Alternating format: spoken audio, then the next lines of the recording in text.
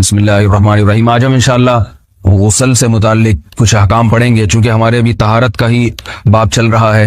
غسل کب فرض ہوتا ہے اور غسل کا طریقہ کیا ہے؟ رسول اللہ صلی اللہ علیہ وسلم نے فرمایا ان اللہ لا یستحی من الحق، اللہ تعالی حق بات کو بیان کرنے سے حیا نہیں کرتے۔ تو غسل کے جو مسائل ہیں ان میں بھی بعض دفعہ کچھ ایسی باتیں آتی ہیں جو بظاہر حیا کے خلاف ہیں، لیکن علم کی ایک بات ہے، سیکھنے اور سکھانے میں حیا اگر کریں گے تو پھر ظاہر ہے ساری زندگی جاہل ہی رہے گا انسان۔ اور غسل کے مسائل سیکھنا اس لیے ضروری ہے کہ غسل جب فرض ہوتا ہے تو جب تک مکمل غسل نہ ہو آپ کی نماز ادا نہیں ہوتی۔ رسول اللہ صلی اللہ علیہ وسلم نے فرمایا الماء من الماء، حدیث ہے کہ غسل فرض ہوتا ہے خواہش نفس کے ساتھ جسم سے منی خارج ہونے سے۔ مرد پہ غسل کب فرض ہوگا؟ جب اس کے جسم سے شہوت کے ساتھ منی خارج ہو۔ منی بالکل سفید رنگ کی چیز ہے، ایک ہوتی ہے مزی۔ شہوت پیدا ہونے سے اگر کسی کے مرد یا عورت کے صرف رطوبت خارج ہونا شروع ہو گئی، اس سے غسل فرض نہیں ہوتا۔ جب تک مکمل شہوت پوری نہیں ہو جاتی اور مادہ منویہ خارج نہیں ہو جاتا، چاہے احتلام کی صورت میں ہو یا کسی بھی طرح سے ہو۔ مردوں کے ساتھ چونکہ یہ بہت زیادہ ہوتا ہے، نائٹ فال کی صورت میں مردوں پر غسل کی یہ صورت بہت زیادہ فرض ہوتی ہے۔ جیسے ہی بلوغت ہوتی ہے تو احتلام شروع ہو جاتا ہے، ہفتے میں 1 دفعہ 2 دفعہ 3 دفعہ، بعض نوجوانوں کو روزانہ بھی 2 دفعہ ہوتا ہے، جبکہ خواتین میں یہ والے غسل کی صورت بہت ہی کم ہوتی ہے کہ ان کو نائٹ فال ہو یا اس طرح سے غسل فرض ہو۔ ہزاروں میں کسی ایک عورت کے ساتھ ایسا ہوتا ہے۔ ایک صورت تو یہ ہے غسل فرض ہونے کی۔ دوسری صورت کیا ہے کہ جب انسان اپنی زوجہ کے ساتھ ملاپ کرے اور انٹرکورس ہو جائے، چاہے اس صورت میں ڈسچارج دونوں میں سے کوئی ہو یا نہ ہو، لیکن دونوں پہ غسل فرض ہو جائے گا، مرد پہ بھی اور عورت پہ بھی۔ یہ تو مردوں کے غسل کے فرض ہونے کا ہے۔ مردوں کے غسل میں ایک چیز یہ بھی ہے کہ اگر آپ نے رات کو نیند کی اور صبح آپ اٹھے اور آپ نے کپڑوں پہ نشان دیکھا، اب آپ کو یہ پتہ نہیں چل رہا کہ یہ منی کا نشان ہے یا مزی کا ہے، تو بھی آپ پر غسل کرنا فرض ہے۔ یہی سمجھا جائے گا کہ یہ آپ خواب میں ڈسچارج ہوئے ہیں۔ عورت پر جو غسل فرض ہوتا ہے ایک اور صورت میں ہوتا ہے کہ جب خواتین کو ایام آنا بند ہو جاتے ہیں، حیض یا نفاس سے جب پاک ہو جائیں، تو بھی ان پہ غسل فرض ہے۔ یہ تو غسل کی فرضیت سے متعلق احکام تھے۔ کچھ چیزیں ایسی ہیں جن میں غسل سنت ہے، فرض نہیں ہے۔ جمعہ کے دن غسل کرنا رسول اللہ صلی اللہ علیہ وسلم نے بہت زیادہ تاکید کی ہے۔ سنت کی 2 قسمیں ہیں، سنت مؤکدہ اور سنت غیر مؤکدہ۔ مؤکدہ وہ ہوتی ہیں کہ جن کو چھوڑنے کا اگر کوئی معمول بنا لے تو گناہ کا خطرہ ہے، اور ایسا شخص قابل ملامت ہے، اسے شریعت ملامت کرتی ہے، برا بھلا کہتی ہے۔ تو غسل سنت مؤکدہ ہے ہفتے میں 1 مرتبہ، چاہے جمعے کے دن ہو یا کسی بھی دن ہو۔ جو مسلمان ہفتے میں 1 دفعہ بھی نہیں نہاتا، وہ کتنا ہی نیٹ کلین ہو، مگر شریعت کی نظر میں وہ قابل ملامت ہے، اسے تانے دینے چاہیے کہ شرم نہیں آتی ہو مسلمان مگر رہتے ہو بھنگیوں اور چماروں کی طرح۔ ملامت تو اسی کو کہتے ہیں نا۔ اس کی دلیل رسول اللہ صلی اللہ علیہ وسلم نے فرمایا، صحیح حدیث ہے، حق علی کل مسلم ان یغتسل کل اسبوع مرۃ، کہ ہر مسلمان پر لازم ہے کہ وہ ہفتے میں کم از کم 1 مرتبہ غسل کرے۔ ہر مسلمان پر لازم ہے، چاہے اس پہ غسل فرض نہ بھی ہو۔ اور کس دن بہتر ہے؟ جمعہ کے دن۔ نبی صلی اللہ علیہ وسلم نے حکم دیا ہے کہ جمعے کے دن غسل کیا جائے۔ امام احمد ابن حنبل کا مذہب یہ ہے کہ جمعے کے دن غسل کرنا واجب ہے، صرف سنت نہیں ہے بلکہ واجب ہے، لیکن جمہور کا مذہب یہ ہے کہ سنت عمل ہے۔ غیر مسلم جب اسلام قبول کرتا ہے تو اس وقت بھی اس کے لیے غسل کرنا سنت ہے۔ جب ہم مردے کو نہلاتے ہیں تو جو مردے کو نہلائے اس کے لیے بھی خود غسل کرنا افضل ہے، سنت عمل ہے۔ عید کے دن غسل کرنا سنت عمل ہے۔ تو یہ وہ تمام مواقع ہیں جن میں غسل کرنا رسول اللہ صلی اللہ علیہ وسلم کی سنت ہے۔ غسل کا طریقہ کیا ہے؟ غسل میں 3 چیزیں فرض ہیں، منہ بھر کے قلی کرنا، ناک میں پانی ڈالنا کہ ناک کی جو نرم جگہ ہے یہ اچھی طرح تر ہو جائے، اور پورے جسم پہ 1 مرتبہ پانی بہا دینا کہ جسم میں بال کے برابر جگہ بھی خشک نہ رہے۔ یہ تو ہے فرض، یعنی یہ کام کسی نے کسی بھی طرح سے کر لیا تو غسل ادا ہو جائے گا، چاہے اس کی نیت غسل کی تھی یا نہیں تھی۔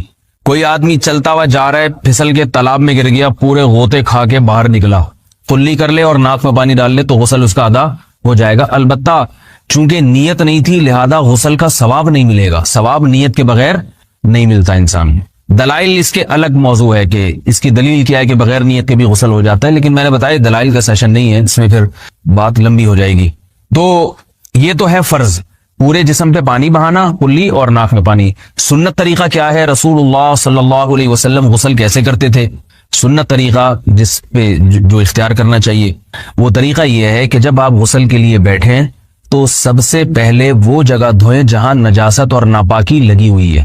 نائٹ فال ہوا, کسی کو احتلام ہوا, تو جہاں جہاں گندگی لگی ہے پہلے اس جگہ کو دھوئیں. استنجا کریں, شرمگاہ کو دھوئیں اچھی طرح. سمجھ رہے ہیں بات کو؟ اس کے بعد ہاتھ دھوئیں اور مکمل وضو کریں جیسے ہم عام حالات میں وضو کرتے ہیں. مکمل وضو کرنے کے بعد دائیں کندھے پہ پانی ڈالا, لیفٹ سائڈ پہ پانی ڈالا. پہلے زمانے میں تو چلو سے غسل ہوتا تھا, ہاتھ دھو لیے تو اب چلو سے پانی لے کے یہاں ڈالا جا رہا ہے, چلو سے پانی لے کے یہاں ڈالا جا رہا ہے, پورے جسم پہ ملا جا رہا ہے, اور چلو سے پانی لے کے 3 دفعہ سر پہ ڈالا جا رہا ہے. تو آج کل چلو ولو تو ہے نہیں, شاور کے نیچے جا کے کھڑے ہو جاتے ہیں. تو اس میں یہ کہ شاور کھولے کھڑے ہوئے ہیں, سارے چلو اس میں خود بخود ہی ہو جائیں گے, پورے جسم پہ پانی بہ جائے گا. نبی صلی اللہ علیہ وسلم کے دور میں یہ جدید چیزیں نہیں تھیں, شیمپو اور صابن. تو آپ صلی اللہ علیہ وسلم بیری کے پتوں سے غسل کی ترغیب دیا کرتے تھے. بیری کے پتوں کو اگر پانی میں پکایا جائے تو پانی میں میل کچیل صاف کرنے کی صلاحیت بہت بڑھ جاتی ہے. ہمارے زمانے میں اس تکلف کی ضرورت نہیں ہے, صابن ملتے ہیں اس سے نہایا کریں. بہرحال کہنے کا مقصد یہ آپ لوگوں سے, تو یہ سنت طریقے سے غسل ہو جائے گا آپ کا. سمجھ رہے ہیں بات کو؟ سب سے پہلے استنجا کیا, اس کے بعد وضو کر لیا, اس کے بعد غسل کر لیا. اگر کسی نے غسل میں وضو نہیں کیا اور ویسے ہی پورے جسم پہ پانی بہا دیا تو بھی اس کا وضو خود بخود ہو جائے گا. اس غسل سے وہ نماز پڑھ سکتا ہے, کیونکہ بعض لوگ غسل کرنے کے بعد دوبارہ وضو کر رہے ہوتے ہیں. اس کی ضرورت نہیں ہے, کیونکہ جب غسل کرتے ہیں تو وضو والے اعضاء تو خود بخود اس میں دھل جاتے ہیں. یہ ہے غسل کا طریقہ. وضو کیسے ٹوٹتا ہے؟ جن چیزوں سے غسل فرض ہوتا ہے ان چیزوں سے وضو تو بہرحال ٹوٹتا ہی ہے. اس کے علاوہ بھی وضو ٹوٹتا ہے. اس سے پچھلے لیکچر میں نے کچھ تفصیل بتائی تھی کہ نجاست جسم سے کہیں سے بھی خارج ہو جائے یا نجاست نکل کے بہہ پڑے, اگر قضائے حاجت کی جگہوں سے نجاست خارج ہوئی ہے تو نظر بھی آ جائے وضو ٹوٹ جائے گا, اور قضائے حاجت کے علاوہ جگہوں سے اگر نجاست خارج ہوئی ہے, خون وغیرہ ہے جیسے, تو جب تک نکل کے بہے گا نہیں تو اس وقت تک وضو نہیں ٹوٹے گا. سمجھ رہے ہیں بات کو؟ وضو کا طریقہ کیا ہے؟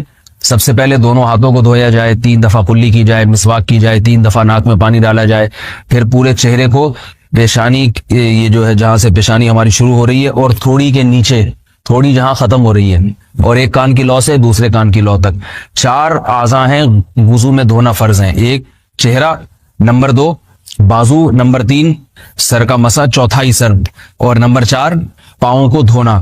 اس کی دلیل قرآن مجید کی مشہور آیت ہے فاغسلوا وجوہکم وایدیکم الی المرافق.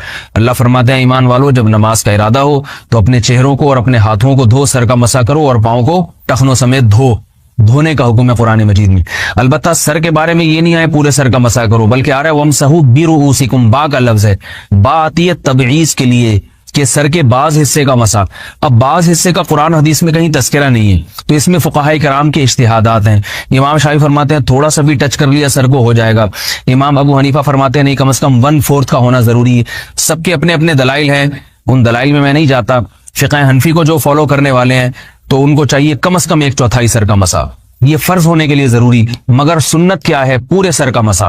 نبی صلی اللہ علیہ وسلم دونوں ہاتھوں کو بھگو کے پورے سر کا مسا کرتے تھے ایسے.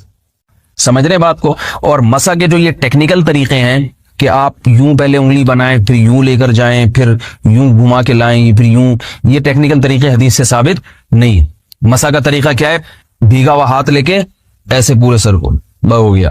پھر حدیث میں یہ بھی ہے کہ یوں لے جاؤ اور یہ بھی ہے کہ 2 واپس بھی لے کر آؤ, دونوں طرح سے ثابت. تو ایسے بھی کر سکتے ہیں کہ یوں لے جائیں, اور ایسے بھی کر سکتے ہیں لے کے جائیں اور پھر واپس بھی لے آئیں, دونوں طریقے جائز ہیں. لیکن کم از کم سنت اتنی ہے کہ پورے سر کا مسا ہونا چاہیے.